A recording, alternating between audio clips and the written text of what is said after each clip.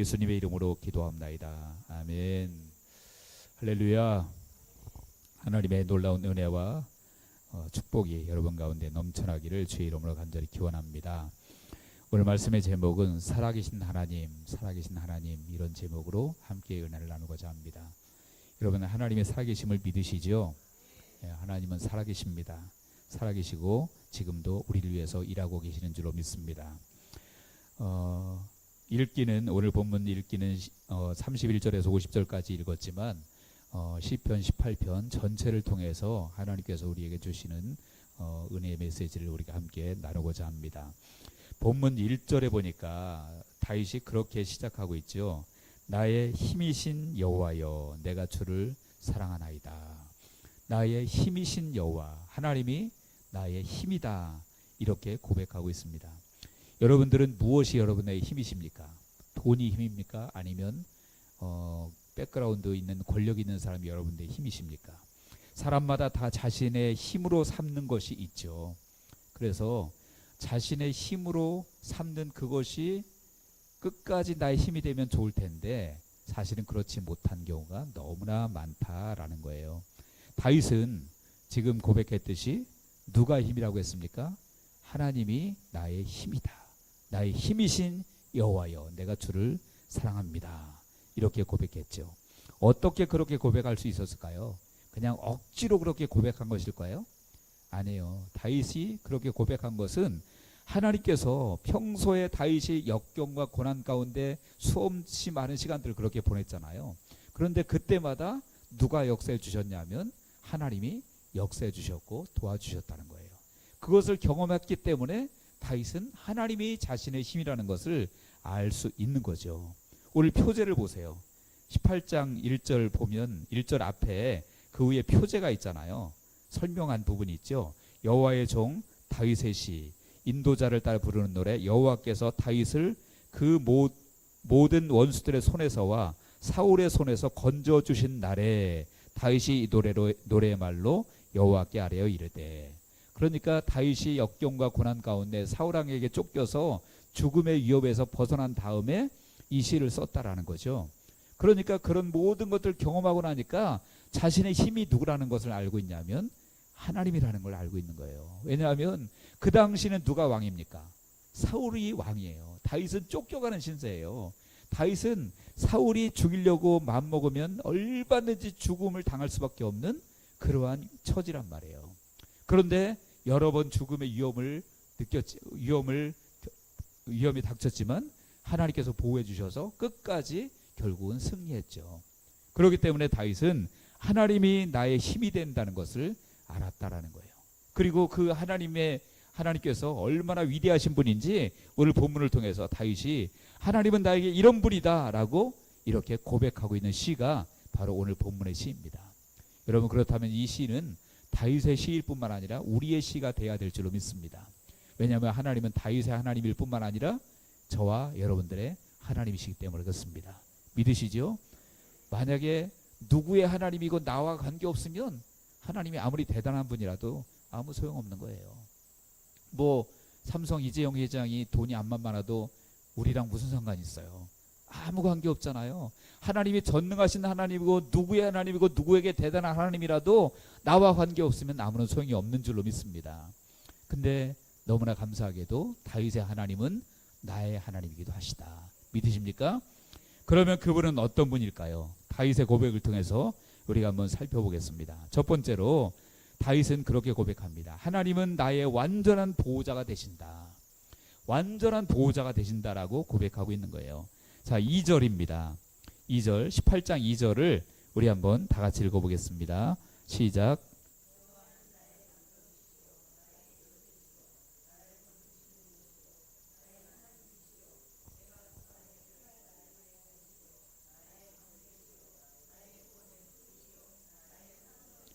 아멘. 여기 보니까 다윗이 그냥 하나님은 이런 분이다 한마디로 끝낸 게 아니라 반복하죠. 여호와는 나의 반석이요 요새시요 건지시는 이시요 나의 하나님이시요 내가 그 안에 피할 나의 바위시요 나의 방패시요 나의 구원의 뿌리시요 나의 산성이시로다. 이 한 절에 지금 하나님에 대해서 대여섯 가지를 열거하면서 하나님이 이런 분이다 이렇게 고백하고 있는 거예요. 여러분 다윗이 왜 이렇게 고백하고 있을까요? 그냥 자기 어휘력 자랑하려고 내가 이렇게 많은 단어를 알고 있어 이거 자랑하려고 이렇게 반복해서 얘기하는 것일까요? 그것이 아니라 그만큼 하나님은 철저하게 나의 보호자시다라고 다윗이 고백하고 있는 거예요. 다른 거 필요 없다라는 거죠. 오직 하나님께서 나의 보호자라고 이렇게 반복해서 계속해서 이야기하고 있는 것입니다. 그것은 무엇을 말하냐 하면 또 다윗에게 있어서 무엇을 말하고 있냐면 다른 보호자는 필요 없다라는 거예요. 누가 필요하다는 거예요? 하나님만이 완전한 보호자이기 때문에 완전한 보호자이신 하나님이면 나는 만족하다라는 것이죠. 여러분 실제로 주님은 뭐라고 말씀하십니까? 다른 보호자, 힘없는 보호자를 의지하는 사람들은 다 무너진다라고 말합니다. 시편 146편 3절과 4절에 보니까 그렇게 기록하고 있어요. 귀인들을 의지하지 말며 도울 힘이 없는 인생도 의지하지 말지니 그의 호흡이 끊어지면 흙으로 돌아가서 그날에 그의 생각이 소멸하리로다. 귀인들을 의지하지 말래요. 귀한 사람들, 도울 힘이 없는 인생들 의지하지 말랍니다. 그의 호흡이 끊어지면 흙으로 돌아가서 그의 생각도 소멸된다. 아무 소용없다라는 거예요. 여러분 돈 많은 사람 의지한다고 해서 되어지는 것이 아니라 또 힘센 사람들, 권력 있는 사람들 의지한다고 되어지는 것이 아니라 권력자들 의지했다가 나중에 같이 망하는 거 많이 보셨잖아요. 같이 감옥 가고 돈 의지했다가 요즘에 제가 새롭게 하소서라는 그런 프로그램을 종종 보는데 간증하시는 분들이 많이 나오잖아요. 거기 보면 그런 간증들이 되게 많더라고요. 왕년에 잘 나갔던 사람들, 소위 왕년에 잘 나가서 그냥 돈을 그냥 긁어 모았던, 그래서 돈이면 최고인 줄 알았던 어떤 분은 나오셔서 그러더라고요. 돈 벌기가 제일 쉬웠어요. 어떤 공부 잘하는 사람은 공부가 제일 쉬웠어요. 그런 사람도 있는데 그 사람은 그렇더라고요. 돈 벌기가 제일 쉬웠대요. 사람들이 이해가 안 갔대요. 돈 못 벌고 쩔쩔매는 사람들 보면 자기는 이해가 안 갔대요. 그래가지고 돈이면 단 줄 알고 그렇게 살았는데 그것이 하루아침에 날아가기 시작하는데 정말 무섭게, 그래서 이제 신용불량자가 되고 그 채권자들한테 시달리는 신세가 되고 그런 신세가 되고, 그리고 겨우겨우 어떻게 노력해가지고 가게 하나, 휴대폰 가게 차렸는데 자기가 그렇게 믿었던 후배 동생들이 그 가게에 있는 그 물건들을 다 가지고 도망가 버린 거예요. 그러니까 뭡니까? 돈을 의지해서 될 것이 아니라는 거죠. 권력을 의지해서 될 것이 아니라는 거예요. 오직 우리가 의지해야 될 분은 누구실까요? 하나님이신 줄 믿습니다. 하나님 의지하고 하나님 완전한 보호자시기 때문에 그분을 의지한다면 어떻게 되겠습니까? 하나님은요, 우리가 다윗처럼 환난을 당하고 어려움을 당한다고 할지라도 그 환난을 해결해 주시거나 아니면 해결해 주시지 않는다고 할지라도 우리가 그것을 이길 수 있는 힘을 주실 줄로 믿으시기 바랍니다. 하나님이 해결해 주는 거는요, 문제 자체를 없애버릴 수도 있지만 문제가 그냥 있어도 우리가 그것을 이길 수 있는 힘을 주신다는 거죠. 그러니까 반드시 해결해 주시는 건 그냥 문제가 없어지게 해주시는 건 아니에요. 어떤 때는 문제가 그냥 있을 수도 있어요. 그렇지만 중요한 것은 그 문제를 해결할 수 있는 힘을 우리에게 주신다라는 거죠. 그래서 본문 29절을 보시기 바랍니다. 29절을 보니까 그렇게 기록하고 있죠. 내가 주를 의뢰하고 적군을 향해 달리며 내 하나님을 의지하고 담을 뛰어넘나이다. 주님 의지하니까 누구를 향해 달려요? 적군을 향해 달려요. 적군이 없어진 게 아니죠. 적군이 있지만 그를 향해서 달립니다. 그리고 하나님을 의지하고 무엇을 뛰어넘습니까? 담을 뛰어넘나이다. 담이 없어진 게 아니에요. 적군도 있고 담도 있습니다. 그렇지만 주님 의지하니까 그 적군을 향해서 달리게 되고 담을 뛰어넘는 그런 역사가 일어나게 되어졌다라는 거예요. 문제가 남아있을지라도 그 문제를 뛰어넘을 수 있는 힘을 하나님이 주셨다라는 것이죠. 32절에서 34절도 보시기 바랍니다. 거기 보니까 이 하나님이 힘으로 내게 띠띠우시며 내 길을 완전하게 하시며 나의 발을 암사슴 같게 하시며 나를 나의 높은 곳에 세우시며 내 손을 가르쳐 싸우게 하시니 내 팔이 노화를 당기도다. 하나님이 힘을 주시니까 싸울 힘을 주시고 노화를 당길 수 있는 힘을 주시고 그리고 암사슴같이 뛰게 하시고 그렇게 하신다 그랬어요. 여러분, 하나님을 의지하고 하나님만 바라보면 그런 힘을 얻을 줄로 믿으시기 바랍니다. 문제가 없어지는 것도 있지만요, 힘을 주셔서 넉넉히 그것을 이기게 하신다. 39절에도 보니까 주께서 나를 전쟁하게 하려고 능력으로 내게 띠띠우사 일어나 나를 치는 자들이 내게 굴복하게 하셨나이다. 능력으로 내게 띠를 띄워서 일어나서 나를 치는 자들을 굴복하게 하셨다 라고 말씀하고 있습니다. 40절도 또 주께서 내 원수들에게 등을 내게로 향하게 하시고 나를 미워하는 자들을 내가 끊어 버리게 하셨나이다. 그러니까 문제를 해결해 주시는 하나님이실 수도 있지만 그 문제를 내가 이기게 하시는 하나님이신 줄로 믿으시기 바랍니다. 어떤 복음성가 가사 중에 그런 가사가 있어요. 하나님이 바다를 가르치지 않으면 그 바다 위를 걷게 하실 것이다. 그런 가사가 있어요. 여러분 출애굽할 때 바다를 가르쳤죠? 가르쳤지만 바다를 안 가르칠 수도 있어요. 그러면 그 위를 걷게 하실 것이다. 이런 찬양의 가사가 있거든요. 하나님은 그런 분이십니다. 우리가 정말로 힘들고 어려울 때 하나님은 완전한 보호자가 되시는데 어떻게 보호해 주시느냐. 그 문제를 해결해 주실 수도 있고 그렇지 않다고 할지라도 그 문제가 우리가 넉넉히 이기고도 남을 믿는 그러한 사람이 될 수 있게 해주신다라는 거예요. 여러분 그러므로 완전하신 하나님 그분을 의지하시기를 주의 이름으로 축원합니다. 그분만이 우리의 보호자가 된다라는 거예요. 두 번째로 오늘 다윗이 고백한 하나님 어떤 분이냐. 하나님은 의로운 자를 도우시는 하나님이시라고 고백하고 있습니다. 의로운 자를 도우시는 하나님. 본문 20절부터 쭉 그 내용이 나오는데 20절에 보니까 여호와께서 내 의를 따라 상 주시며 내 손의 깨끗함을 따라 내게 갚으셨으니 내 의를 따라 상 주시고 내 손의 깨끗함을 따라 내게 갚으셨다. 이는 내가 여호와의 도를 지키고 악하게 내 하나님을 떠나지 아니하였으며 그의 모든 규례가 내 앞에 있고 내게서 그의 율례를 버리지 아니하였음이로다. 다시 말하면 하나님의 말씀을 늘 지키며 순종하며 살았다라는 거예요.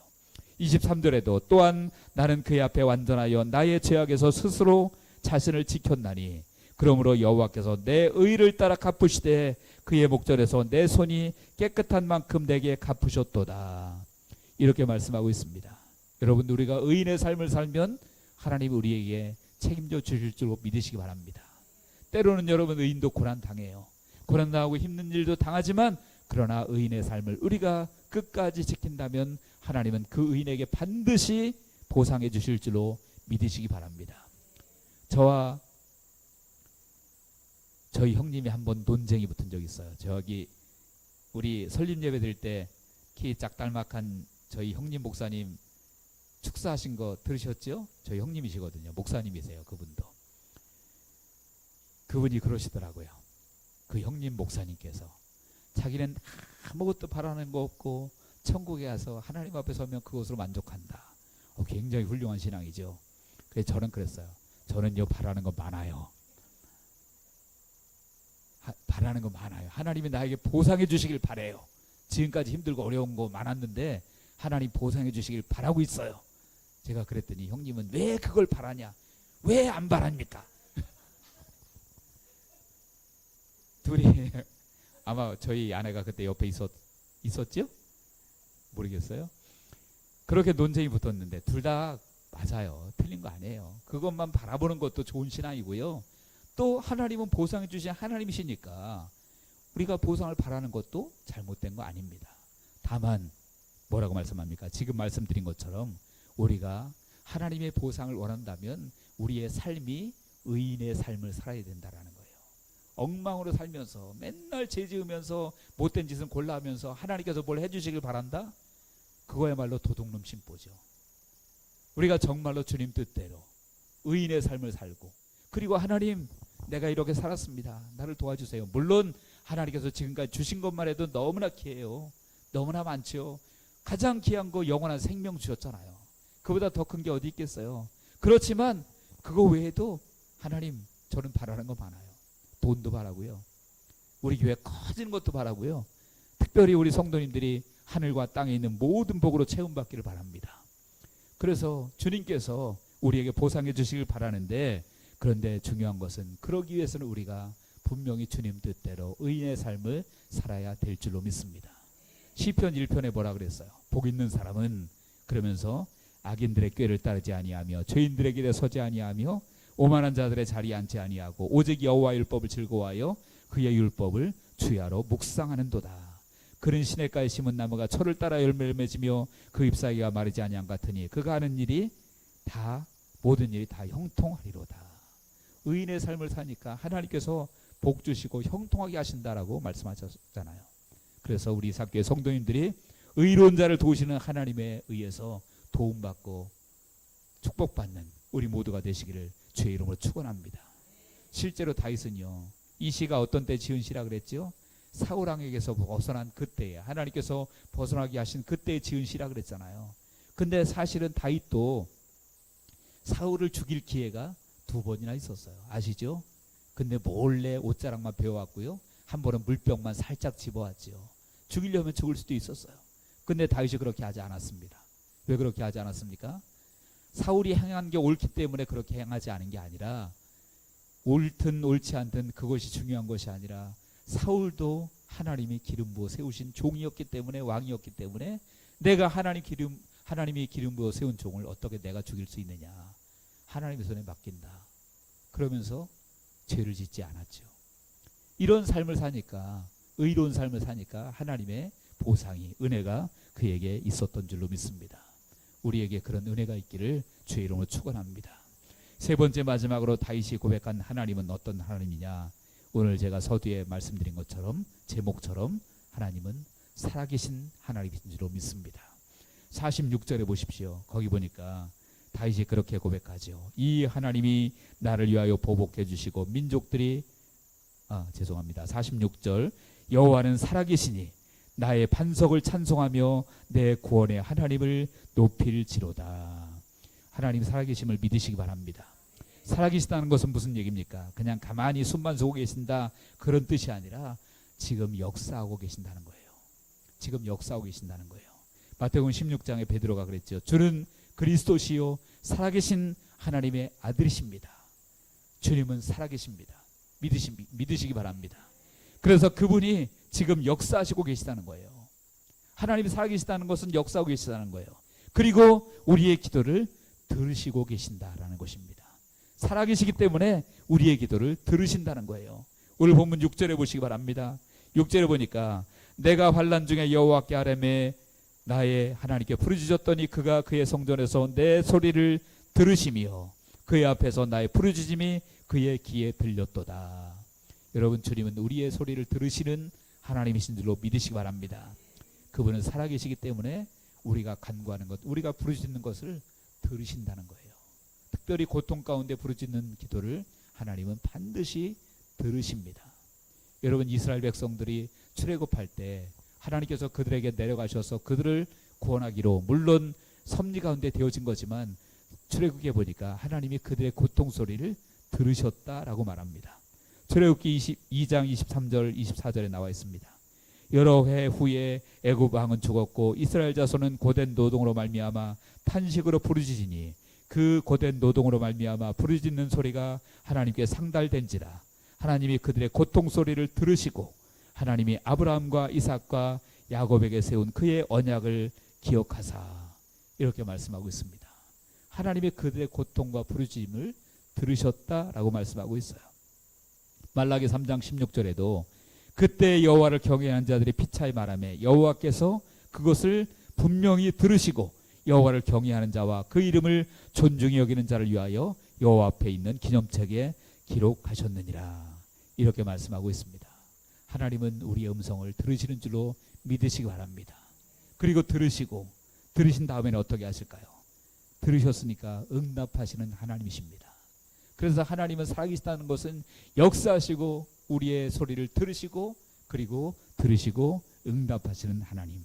그래서 본문 18절 19절에 보니까 그들이 나의 재앙의 날에 내게 이르렀으나 여호와께서 나의 의지가 되셨도다. 나를 넓은 곳으로 인도하시고 나를 기뻐하심으로 나를 구원하셨도다.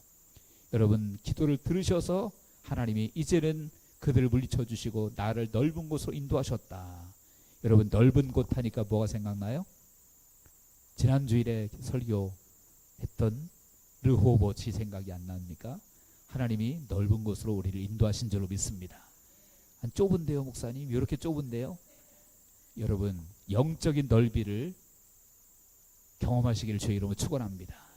그리고 지금은 작아도 우리가 믿음의 눈으로 넓은 곳을 바라볼 수 있기를 축원합니다.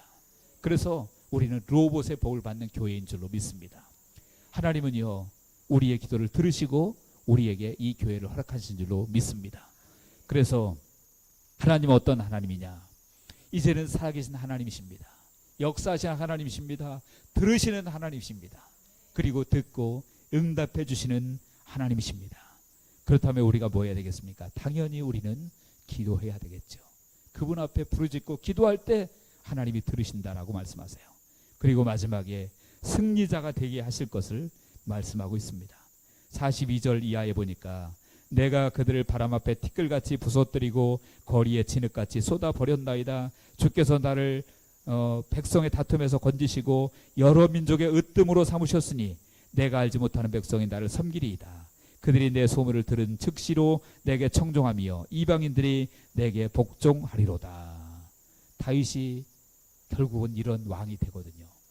다윗이 이제 이런 모든 역경을 이기고 난 다음에, 하나님의 도움으로 이기고 난 다음에 사울에 이어서 왕이 되고, 그 다윗 왕 시대에 가장 강력한 그 왕국을 이루고 이방 나라들이 다윗에게 복종하게 되어집니다.